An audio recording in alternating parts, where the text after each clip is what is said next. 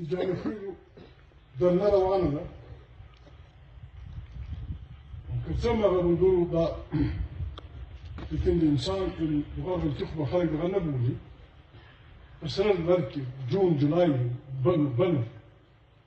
مري كجاني خيولو خلق ناروا مطالبة كي غلطة مطالبة كي دائم خلافه كي السلطوب خلافه كي الإنسانيت خلافه كي البشتو خلافه كي پښتو خلک له پارټي به مخالفت کوي پاس مو ته چکشه او کله یې حق مطالبه کوي روان ته چې څه خلک موجود دي څه خلک لري بیا به مهرباني کوي مړ ټیک ته نو یو ورغلی بل لارسي وګړي ورسي ازري به وکي ها شو کوي مستخدمين شو نن ما شام نقول تلل نزري دفعه يو خبر ده جزانو استخدام البارتي من هذا الشهر سبدي شهر مشيبه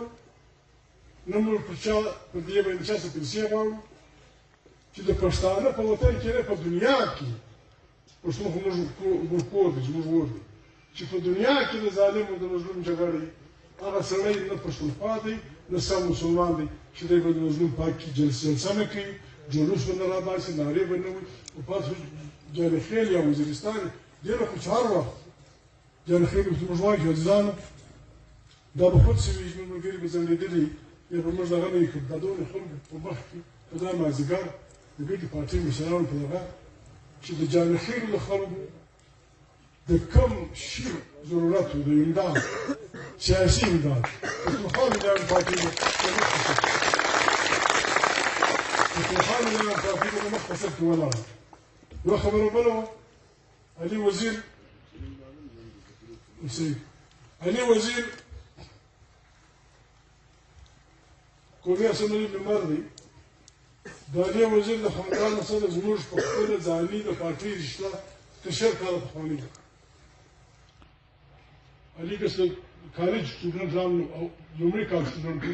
د علي وزیر د مرحوم والد پلار سره د ورونو سره کاګانو سره د شاه سره د مشهور د وزیرستان شهید د ورور هغه سره زموږ رشته د شلو کالو سره عثمان حکیم صدر دی ناست دی سکرټري ناست دی زیارتوال خان ټوکټ ناست دی زه دوی ته دا وایم چې ښه وکیلان دې پیدا کړي په انګریزي کې دې ته هیبیس کارپس وایي یعنې بې د حق شنول هلبسې بېجا معنا بې ځایه جیل خلاص کول دوی دې وکیلان پیدا کړي ښه وکیلان دې پیدا کړي فیس به یې موږ ورکړو موږ به یې ورکړو لس لس شپږو سره جمع کړو فیس به یې موږ ورکړو هغه دې پیدا کړي او که بیا دغه نه کول د عثمان ته هم وایم پارټي ملګرو ته هم بیا تیاري وکړئ د علي دپاره د یو تحریک جلسې کوو جلوسونه کوو شروع کړو چې مړی یې کړی دی پاکستان آئین و هر سړي ته چې که زما یې د بیا ورسته کې شپه ورسته کې ولسته هر سړي چې د حق کوي څه تنظیم جوړولی